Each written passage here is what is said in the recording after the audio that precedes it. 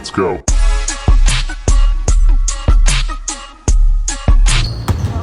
Ayan, maglalaro po ang ating mga officers. Ayan. Buwan mo ko, dating MVP ng Bulacan. Ayan. Ito po si DDO. Ayan. Si Sir Villamor. Ayan. Si DDA. So yan ang mga star player natin. Ayan.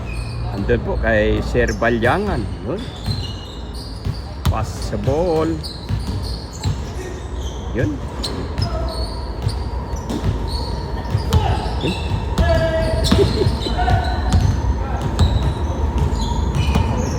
Oh, ayan mga kababols ang ating mga officers ng PNP Maritime Group. Yeah, Maritime Police, Maritime Police, Maritime Police, Maritime Police.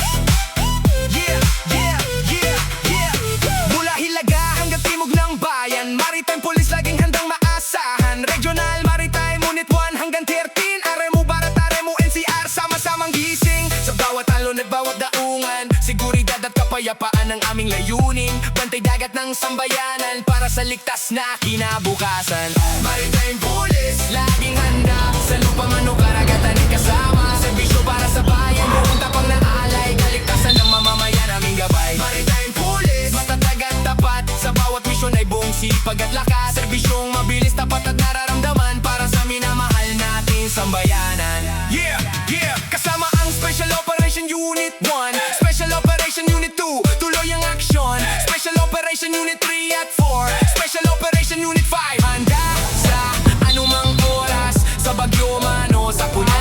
Sa pagsagip at pagresponde ay nauuna, pagbabantay sa dagat at kapaligiran. Maritime Police ang inyong